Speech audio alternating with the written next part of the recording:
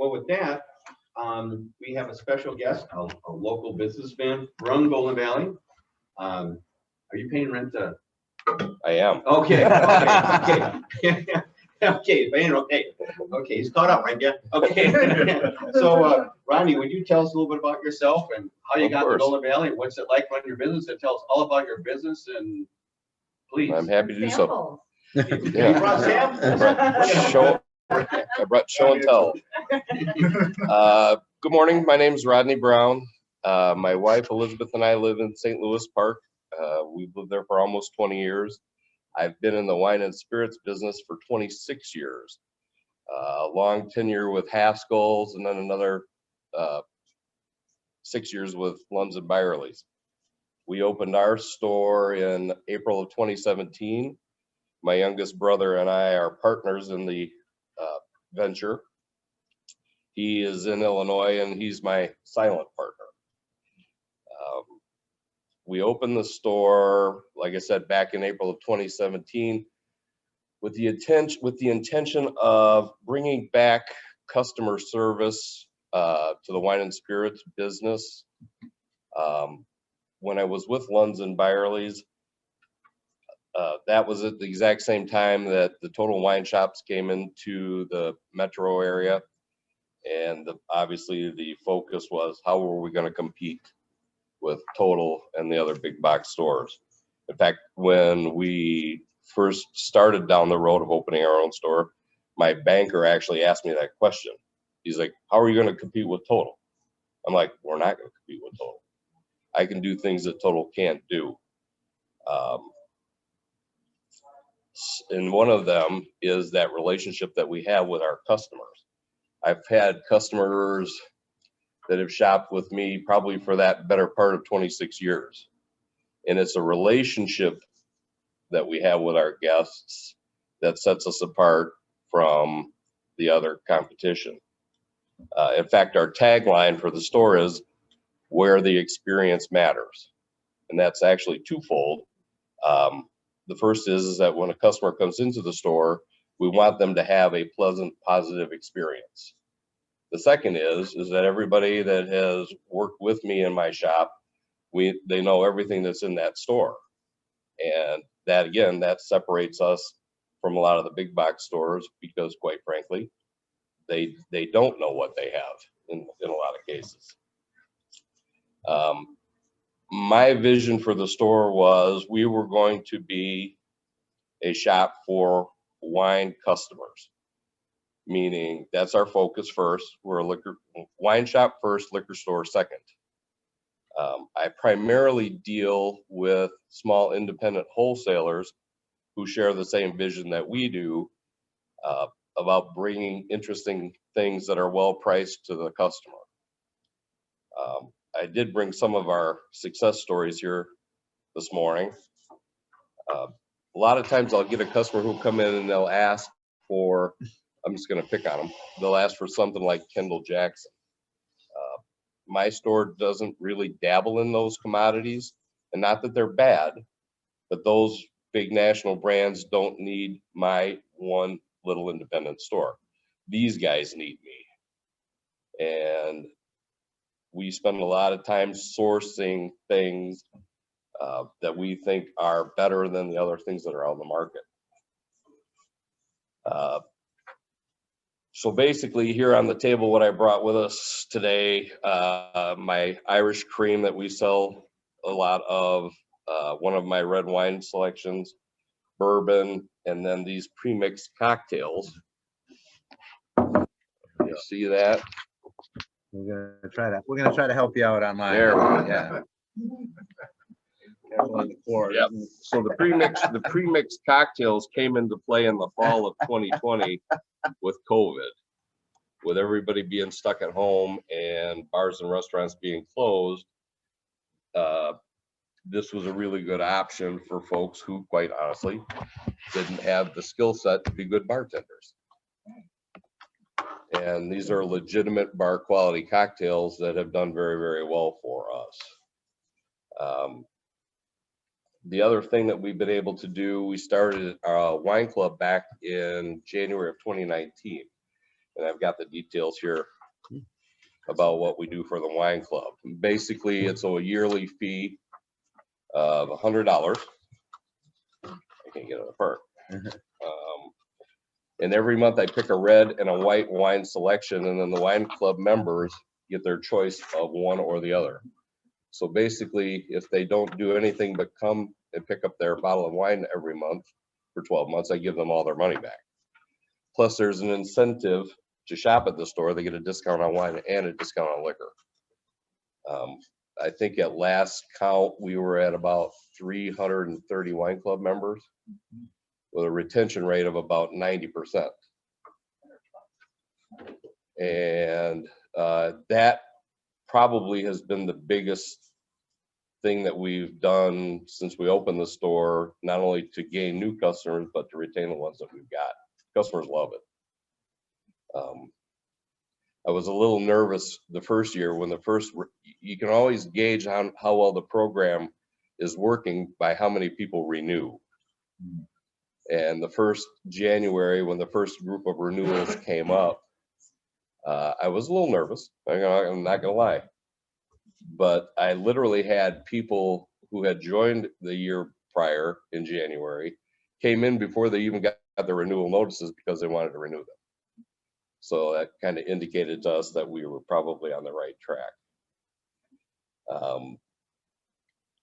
Like I said, I'm at the store probably 90% of the time, which I think is ultra important. Not only again because of the relationship we have with the customers, but in the wine and spirits business, if you're not hands-on, there's a lot of bad things that can happen. So I'm at the store pretty much every day, and it's been good. You know, obviously COVID threw a little bit of a wrench into the works.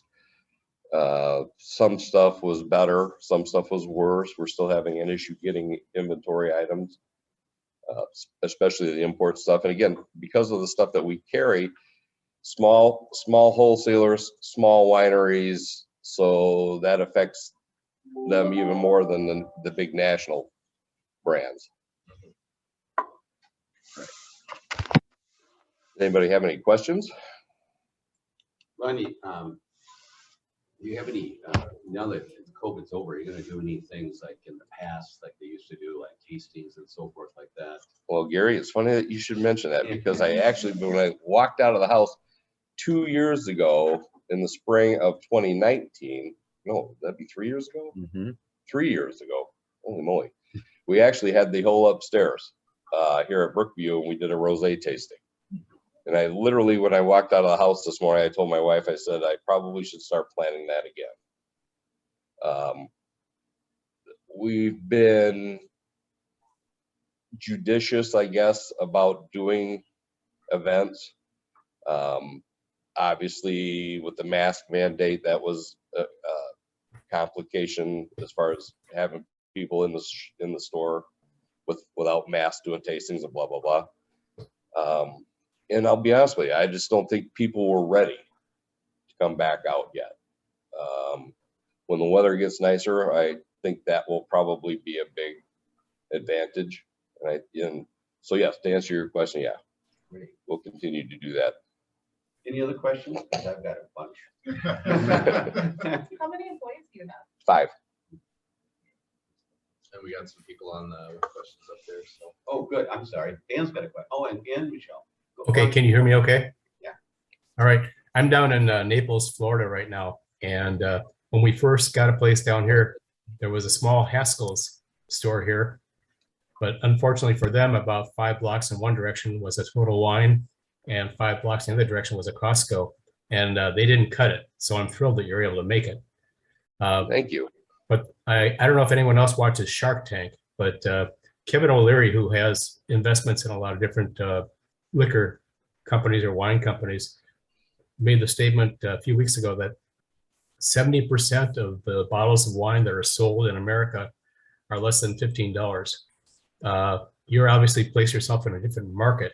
What would you say the average price of a bottle is being sold in your store? $15. Okay. Yep. That's actually this one that I brought.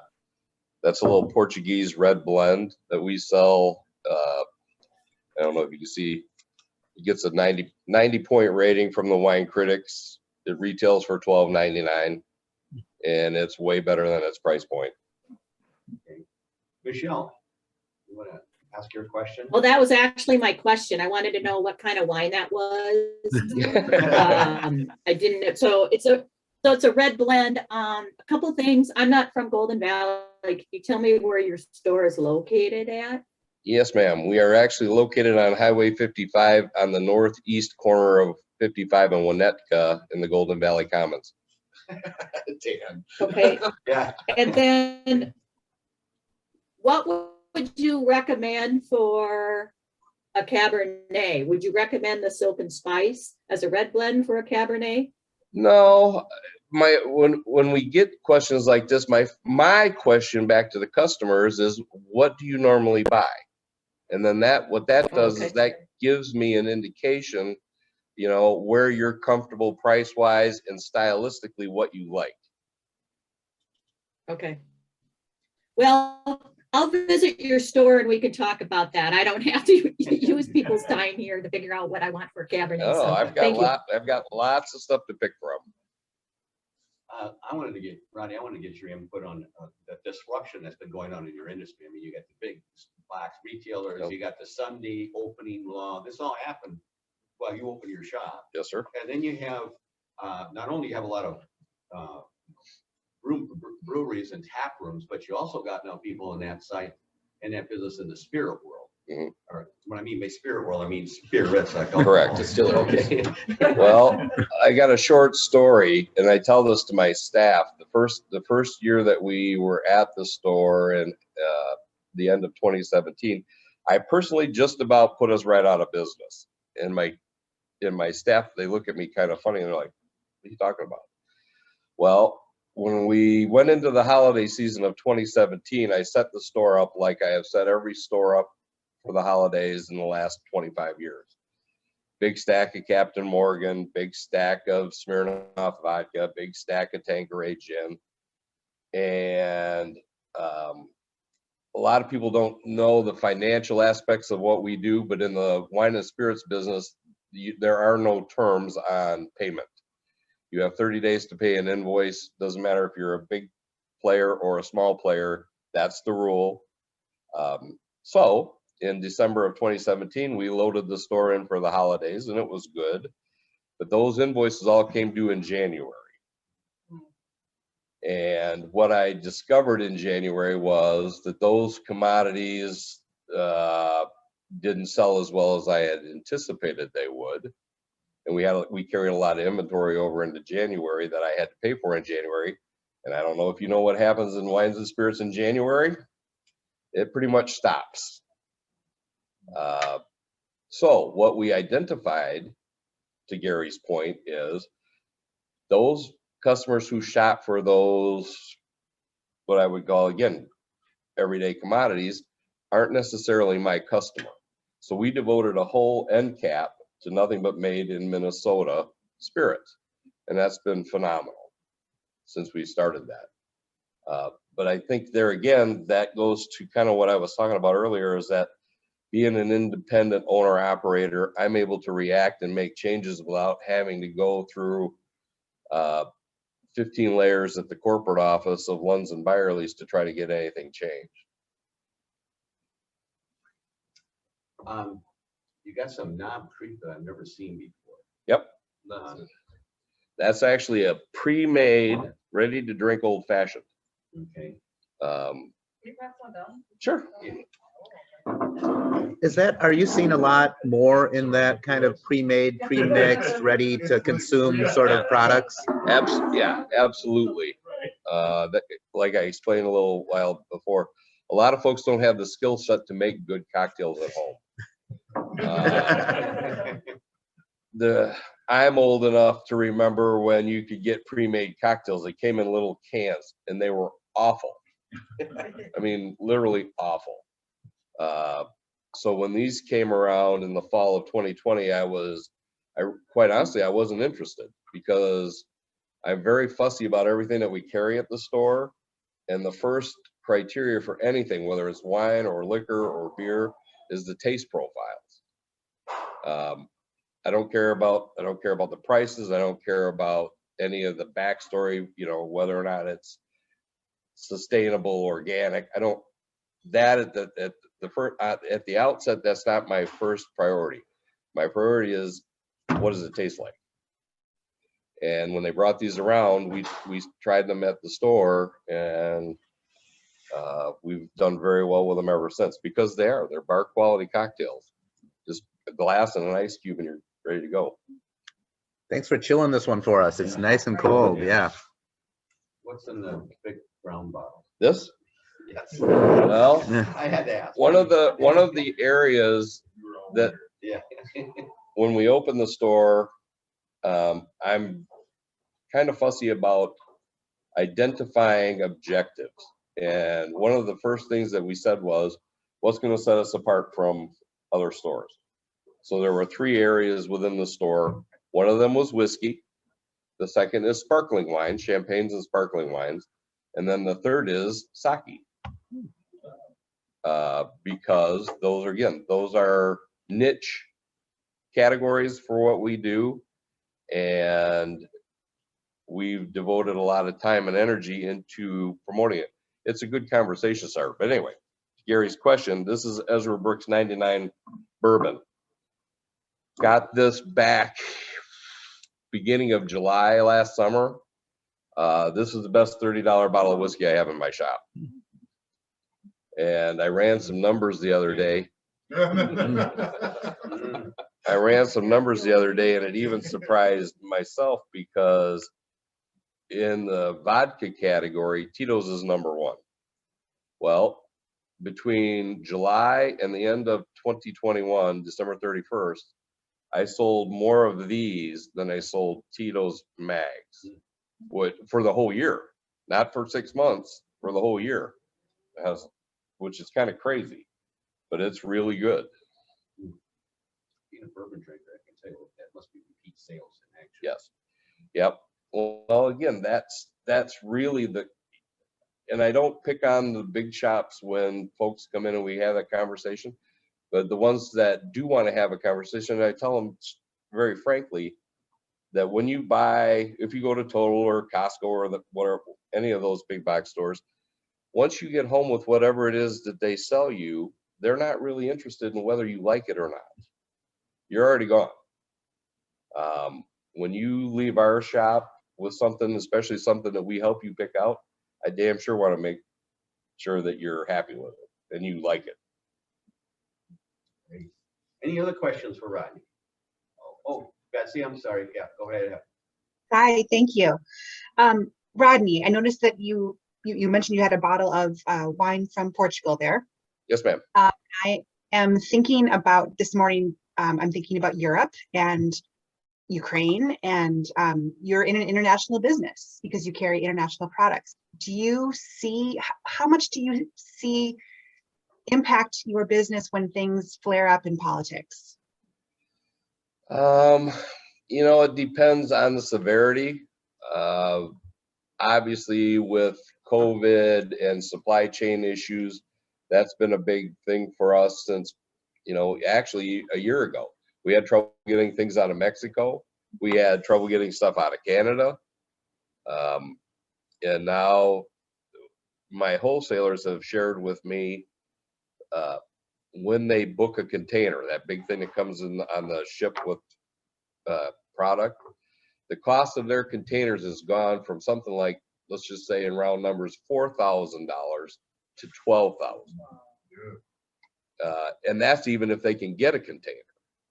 A lot of times they can't even book a container to get stuff. So to answer your question, yeah, it's a problem. Rodney, what about non-alcoholic? Do you carry any of that in your store? And is there an increase in interest in non-alcoholic craft beers? Again, good question. There's a little not widely known fact about what we do at my shop, and that is that Mrs. Brown, who I've been married to for 19 years, doesn't drink. So I probably have the best selection of non-alcoholic options in the Twin Cities. for my own benefit. There you go, Michelle. Question and answer. So yes, and we've got lots of, that category has actually grown in the last couple of years. A lot of you have probably heard the term dry January. That's a thing. You gotta hate that. I hate it. February. But you can, like I used to tell my colleagues at Lunds and Byerly's when they would complain about sales being up or down or soft or whatever, my question to the rest of the group was, what have you done? What have you done to improve that? And most of them would go, well, so like, for example, in January, I partnered up with a company in Crystal called Sunshine Consulting. And the young man that owns that business, his name is John Robinson. And John actually does cocktail classes. And he and I teamed up, and actually in January, he crafted a set of about 6 different non-alcoholic cocktails for us with stuff that I have at the shop. So it's been good. I saw Tim ask a question that I kind of had too, is this, you know, we got wine, we got liquor, but as far as craft beer or any other beers are concerned, do you take in, like, I mean, is it typically just kind of local stuff or all like craft, or what kind of beers are you doing? Beer is a thorn in my side. Because compared to other commodities that we carry at the store, beer has a shelf life. Yeah. And the velocity in which the beer customer switches is supersonic. Most beer drinkers, especially in the craft section, are not loyal to one brand. Yep. They tried something this week, liked it, maybe not so much. Now what do you got for me next week? So that is a category where you have to really devote some time and energy just to be on the forefront. And I tell people all the time, again, after 26 years, back when I started, everything was Miller, Coors, Budweiser. Yep. Big stacks, every package, cans, bottles, 12 ounce, 16 ounce, 12 pack, 6 packs. And those brands, quite frankly, are, again, they're not set up for a small independent shop like me. Imagine, if you will, that truck that you probably have seen driving around that says Budweiser on the back. When they go to a shop like Total or Hy-Vee or Cub or any of those stores, they drop 200 cases. I'm never going to buy 200 cases. So quite honestly, my single store is probably more of a pain for them to deal with than they would like. Now, do they do it? Of course they do it. But if I didn't have the craft beer section, I wouldn't have beer at all. The craft beer customer typically doesn't price shop. The 12-pack Bud Light customer absolutely price shops. My space at Golden Valley Commons used to be an MGM store,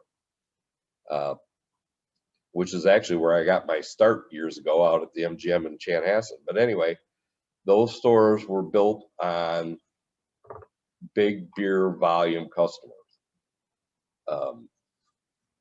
That's not my customer. My customer is the craft beer guys, which was what we focus on. Yes, I still have Budweiser and Coors and all that, what I would call national brand stuff, but the store that, when the MGM store was in my space, we also have another liquor store on the opposite corner in the other center, the Liquor Barrel store. And quite honestly, those two stores fought over the same customer. You know, who has Bud Light this week for $11.99 and who has Bud Light this week for $12.99, and that's where they would go. Doesn't matter if they like the store or not. If it was $1 cheaper across the street, that's where they would go. We price everything.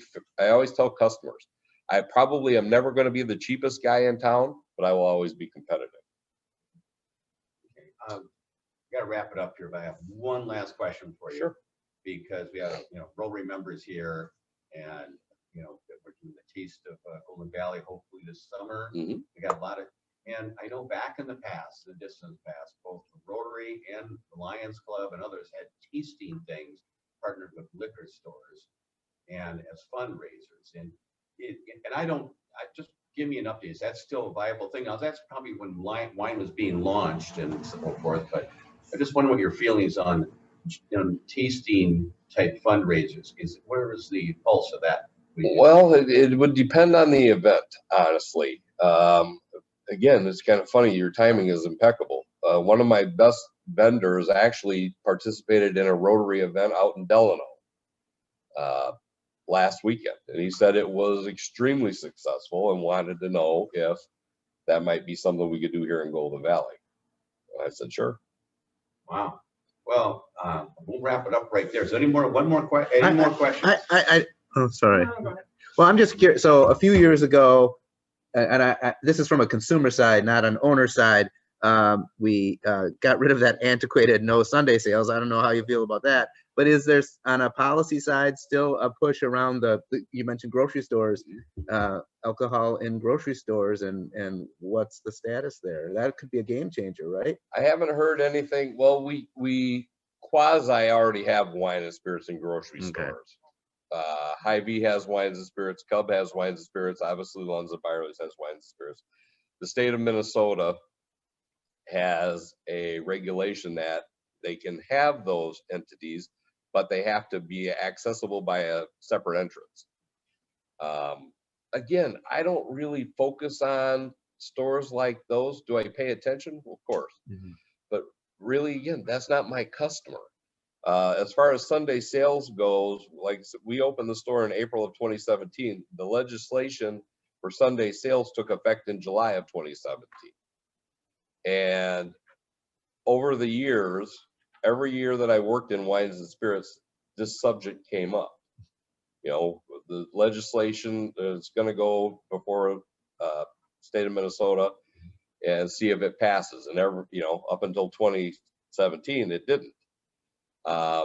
When my brother and I sat down and we mapped out the business plan for the store, we talked about it because obviously from April to July, we couldn't do anything. But then after July, what were we going to do?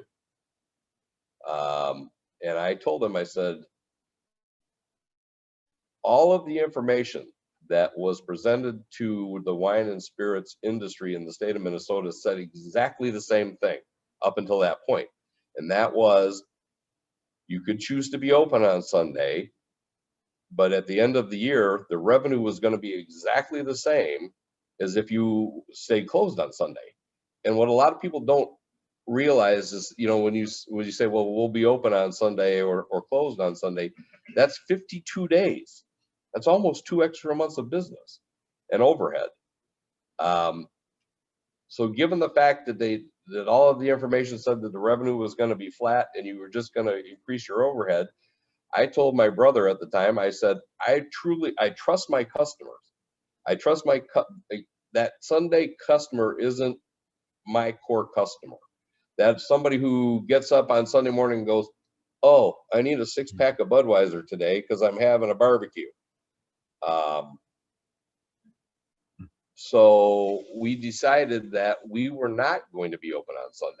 And we have a sign on the front of the store that kind of explains that. And I will be honest with all of you, in the 5 years or almost 5 years that we've been open, I have not had one single customer come into my shop and say, boy, it would be nice if you were open on Sunday. Not one. Now, on the other hand, I have this nice elderly lady. She's about this tall. And she comes into the store once a month, maybe, and she buys her little 4-pack of the little wine bottles. And every single time she comes in, you know what she tells me? She tells me that she shops at my store because we're closed on Sunday, and that's important to her. That's one. Yeah, there you go. There you go. The reverse side of things. Ronnie, I think 2 things I came up with. We got to get you at the Rotary to speak, and we got to get you back here because this is fascinating. Awesome. Yeah. Great to meet you and hear about your business. Thank you. Thank you. Gary, can I ask just a quick follow-up? Sure.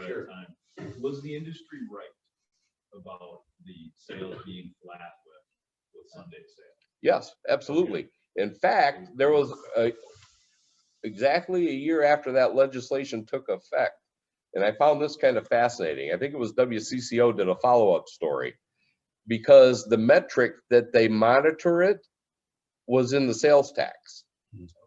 You know, because you can go online with the state of Minnesota and you can look at the annual sales tax that's collected within wines and spirits across the state. It gives you an aggregate number. Well, what they originally, I forget exactly what the original number was that the lobbyists had told the legislature that they were losing every year to the border cities, Hudson, Fargo, and I want to say it was some crazy number. I want to say it was like 15%. It was crazy. Well, a year after that legislation took effect, they did the analysis, and they said that the growth with Sunday sales was 3%. Now that sounds like, you know, that sounds impressive until they quantified it by saying that the aggregate growth year to year is 2.3. So if they hadn't done anything, it would have been 2.3. Good question. I couldn't leave. I think that's a great question. Well, So, Mark, Maurice, next thing on the agenda is city updates. Not this guy. We need examples. See, I'm from Missouri, we're still out west. They're open on Sundays, you can sell liquor anywhere. I mean, Minnesota for me was like a culture shock of, wait, I gotta walk outside to come in to get liquor at the high peak? Can't go to a gas station. Can't go to a gas station, get alcohol? This is- Exactly, I'm like, what is this place? But thank you so much for the invitation. It's always interesting, I should be on camera. I can do that. All right. Oh, look at that. Oh, perfect. It's always great. I go to Cedar Lake once in a while because I think you do have unique products that that you don't get at a Hy-Vee or a Cub or whatever, and so it's just that kind of niche that really kind of fills. And so happy to have you here in Golden Valley and your success and continued success as well. Busy February. First off, just kind of discuss public safety. If you haven't heard, the last couple of weeks has been interesting to say the least around here. Council has full faith in our police department. They've done, what the instance one was an officer who was shot at by a suspect, been arrested, already been brought up on charges. So quickly has gained to a resolution. Second was a drive-by shooting on Duluth and Regent. There's currently a $5,000 information to arrest $5,000 reward as well. So it's been an interesting week and a half. We have complete faith in our police department. They're doing a great job. Chief Doe is on top of things as well as our officers. So we're doing everything we can to ensure public safety. It's, the things like this don't happen in Golden Valley, but just ensure that we're doing everything to make sure this place is safe for our residents, visitors, workers who come here. So we'll definitely keep you abreast of anything else we know. But that's just top off. Public safety is always paramount. I want to make sure that everyone is safe who come here. So leading off from that, on the development side, we approved a new housing development over by the country club. Artesta, if you've heard about it, senior co-op. We approved of the rezoning and subdivision of the land. So it's on the southeast corner by the on Country Club Drive next to the former Optum site. That's been approved, so it goes back to Met Council. They'll give their approval when we come back and vote on it. Met Council just approved. Just approve it, so probably March the 1st or the 15th, 1 to 2 meetings for final approval. So that's ongoing. Need senior housing has been a need for a while now, and so we're trying to catch up as well with that. So promising on that development. We had our goal planning session at City Council late last month in January, discussing goals for the upcoming year. One of the big things is affordable housing. Obviously, just making sure we are ready to go. We've had a lot of groundwork laid over the last couple of years. When we look at downtown, for example, downtown study where we rezoned a lot for mixed use to allow for housing in a downtown center as well as look at facility studies plan to moving the public works out of downtown, open up some land for development as well. So just continue to re-up our efforts, make sure you talk to our partners in that kind of field, and just make sure when a development does come along, we're ready to move and not, oh no, what happened? So that was part of that goals session planning, as well as discussing available options sales tax to help set funding of downtown facilities. It is a 0.5% proposal. It's right now getting legislative approval to put it on the ballot for November, hopefully. I kind of put it as this: either we get this local option sales tax, or your property tax go up even more. I don't want property tax to go up even more, so it's kind of spreading that cost across people who come to live, play, work as they use our facilities, police, fire, city services as well. Our facilities are getting older. I mean, public works is past its usefulness almost.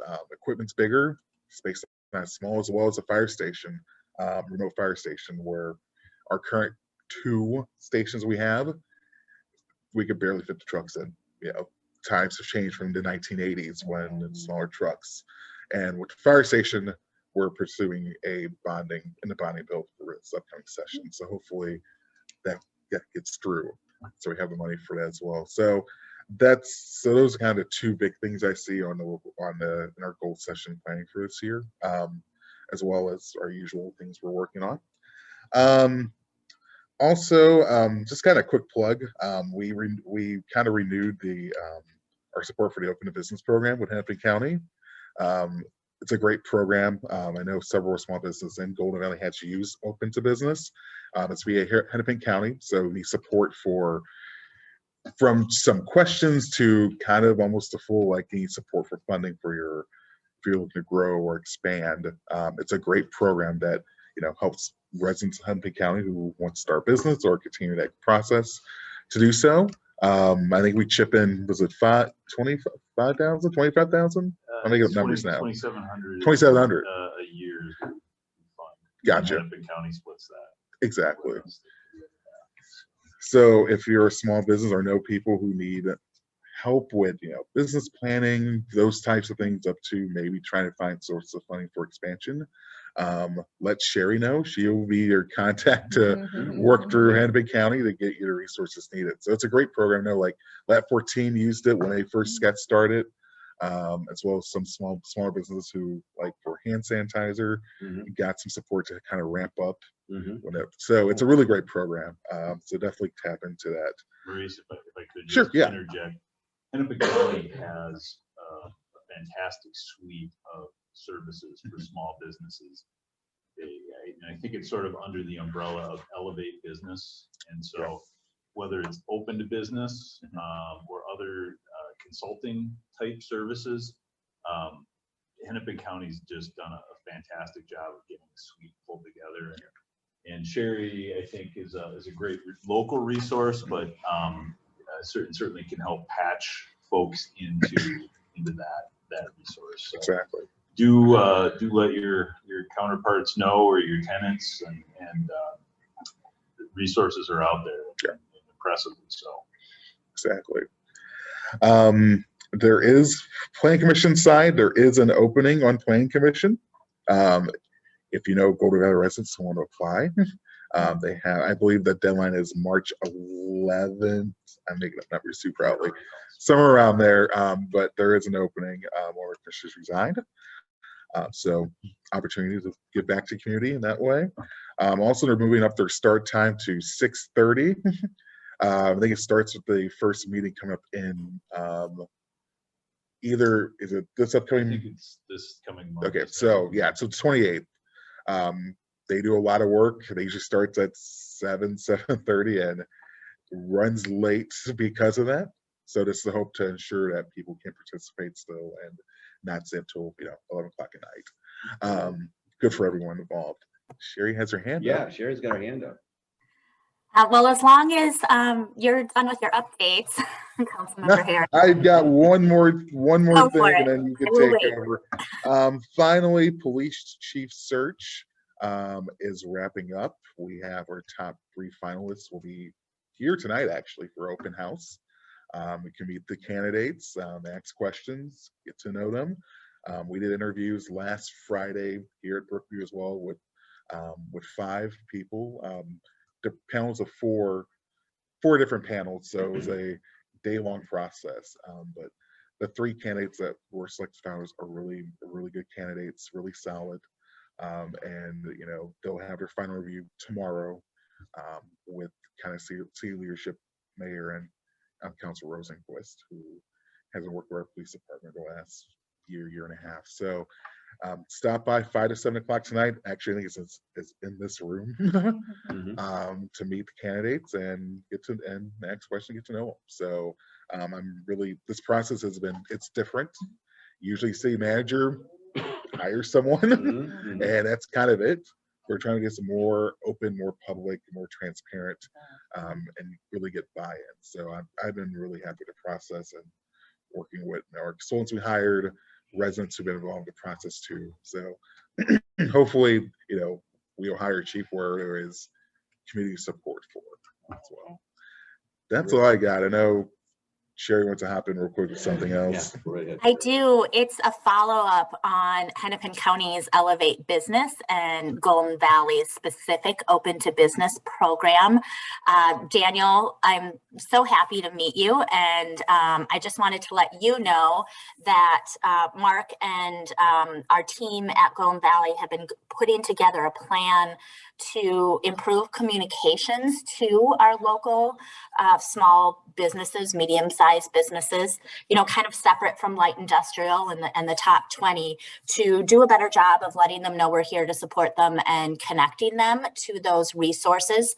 I am in the process right now of participating in Hennepin County's RFP review, and I have read 20 proposals over the past 2 days of organizations that want to help people with their social media presence, with their web design, with the things obviously that Rodney Brown has very dialed in on the accounting and business metrics side.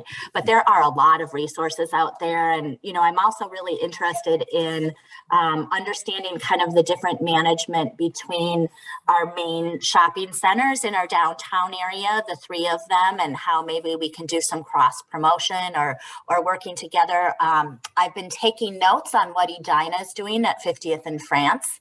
And, they have 30,000 cars that drive through every day, and how they're able to get people to stop and stay.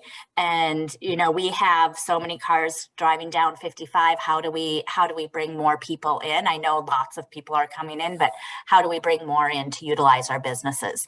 So those are the types of things that we're kind of creating a strategic plan around, and it would be really helpful, Dan, to connect with you or someone you think that I should talk to that's in your business. And just to give you a heads up, we will be reaching out to your tenants in the near future as well. Thank you. Well, with that, thank you for. One last thing. Yes, Mark. State of the city. That's right. Forgot about Friday, that. 3 p.m. at Under Pressure Brewing. Okay. Oh, okay. Friday? Yeah. Wow. Mark Trying to that. make Or it- next Friday. Next Friday? I'm sorry, next Friday. Next Friday. Tomorrow, Next Friday. Friday 4th. 3 p.m. Under pressure. Mark it. Okay. So Is that going to be on Zoom? Will that be on Zoom? I think there is a hybrid option, Dan, but Okay, great. hard to drink beer over. there's Okay. limitation. Yeah. So Was this great? Betsy, I hope you're out there, because I want you to wear 2 hats. I'm going to do a school update and a Rotary update. Absolutely. And actually, I did get a message this morning from Katie O'Shea Peterson from the Hopkins School Board, and she asked if I would also put on a Hopkins hat in her absence to give a great brief update. And I do know I'm watching the time. It will be a brief update. So Gary, if you're okay, I'll start with Hopkins. Okay. So Hopkins update from Katie O'Shea Peterson, board clerk. The Hopkins Education Foundation Royal Bash is this weekend, February 26th. It's the largest fundraiser of the Education Foundation, which supports grants throughout the district and has been around for, oh gosh, I should know this, 20 plus years. And it's just an amazing things for the district. So that's going to be great. It's going to be actually in person, but there will be a hybrid option.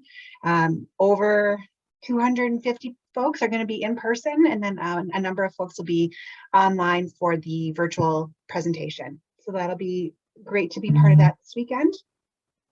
The mask mandate for Hopkins Public Schools is still in place.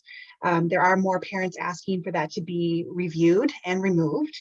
The board has not yet discussed that, and actually they had a board meeting scheduled for this week on Tuesday night, which was canceled because of the weather. So there really isn't a whole lot to update because they didn't have a meeting this week, but I'm sure that next month Katie will have more updates for us and we'll hopefully have a better sense of where we are in the world of COVID.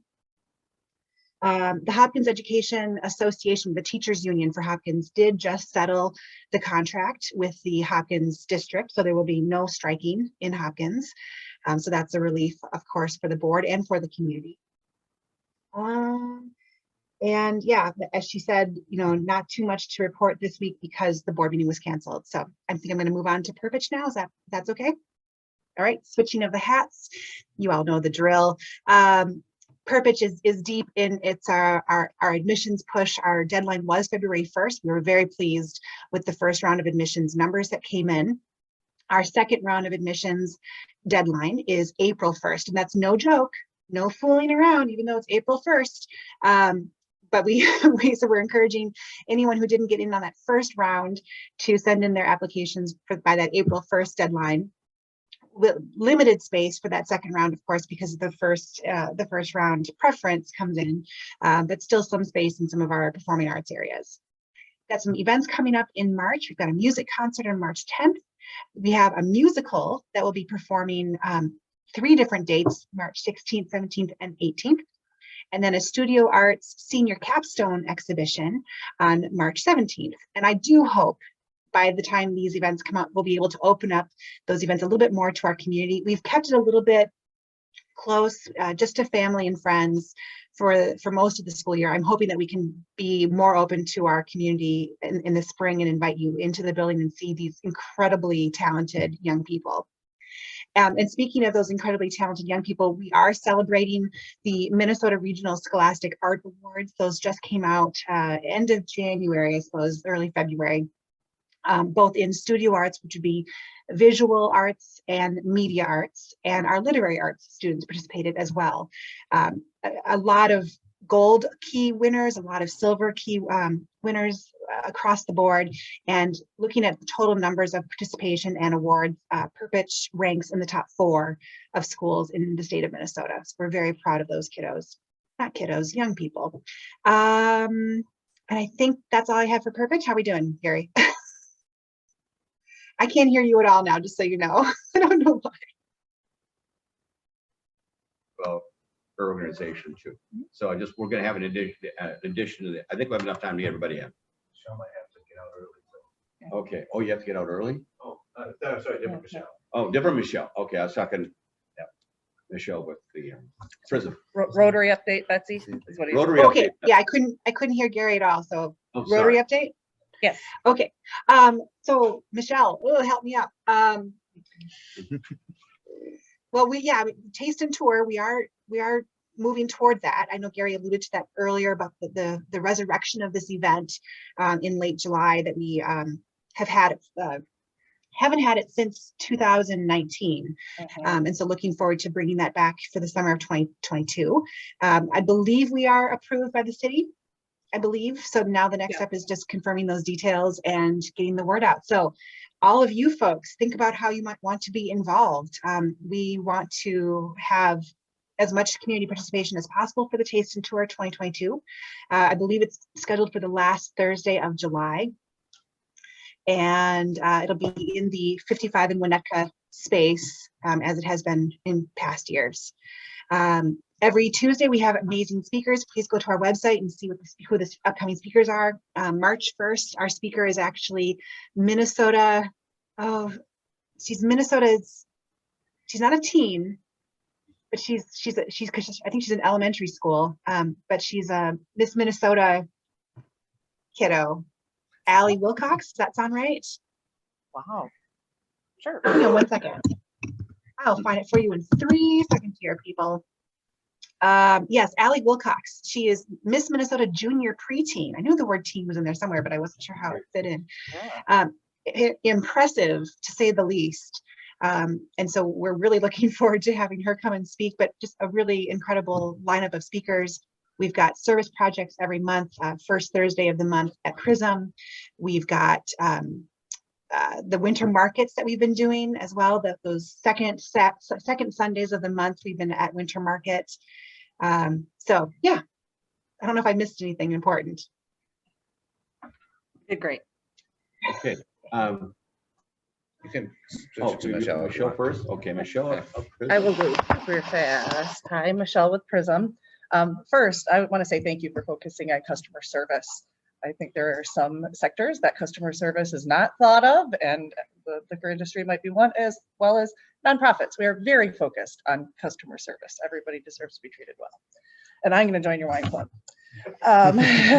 May 19th, our Taste of the Burbs annual fundraiser is coming up. We're doing it differently, so it's safer, a bunch of different watch party sites. So we're looking for sponsors and in-kind donations. So if you would like to have your name or your business's name associated with the great work that we do at Prism, strongly encourage your support. March is March Food Share. So you'll be seeing a lot of promo all around the state, but please do support Prism. This is a really helpful time for us to get additional food and resources. Needs are up. They skyrocketed with COVID. They went down for a minute with a bunch of different public helpful programs. Public programs are all gone, and we expect need to skyrocket again. So support is needed. And we're doing tons of rent assistance. So if you saw Rent Help MN, we are doing tons and tons and tons of it. Major needs. So if you got any questions about housing needs and what's going on, we are flush with information. Thank you. Tilt this a little bit and finish up here. Just a couple little things from the chamber. Tomorrow morning, I'm back here in this room, or in this building anyway, critical issues forum around small business support with Hennepin County Commissioner, Diana Mayer, Dean Phillips, Chief of Staff. Yes, we'll also be at the State of the City, so looking forward to that. Not just because it's at a brewery. I want you to know that. We'd go anyway, but glad it's at a brewery. The big chamber event coming up, our annual meeting, which will have a fun kind of late night show theme. I was going to use kind of Tonight Show or Letterman, but I realize a lot of folks that doesn't mean anything to them. So, I got to watch what I say. When I mentioned Here's Johnny, people thought of The Shining. I'm like, well, that's not what we want to think about. So, but that's on March 8th. The live portion will be at the Fillmore. And there's a hybrid option as well. So if you're able to, at 3:30 to 5, I think on Tuesday, March 8th. And then I think I've mentioned to this group before, maybe you've seen some emails. We've started up a monthly membership meeting in the West Metro. We're moving around. This month we were in Plymouth. Next month we're at St. Louis Park and Park Tavern. So it's third Thursdays. If you have ideas for speakers or places, let me know, because we're gearing these up, and they're fun events, interesting. We try to have a spotlight speaker, but it's that basic kind of membership connection business support meeting. So those are the things that we have going on in our world. And I don't know, Betsy or Gary, if we're always looking for the business council for speaker recommendations, topics, that sort of thing as well. Absolutely. Well, I guess with that, we'll adjourn, but I do want to announce that if you know others, tell them about our meeting. These are recorded. Betsy does a great job of having listed on the website. We want to get everybody, we'd like to get more people in person as the threat of COVID diminishes, hopefully, and continues to. We'd like to get more great speakers like we had Rodney Brown today. That was a great, and he's got a great business. And if you want some wine expertise, we're going to go down there. And I want to thank everyone for coming. And let's say we adjourn till our next meeting, March 24th, 2022. See you next month, everybody. Thanks, Bye now. everyone. Thank you. Bye. Thank you.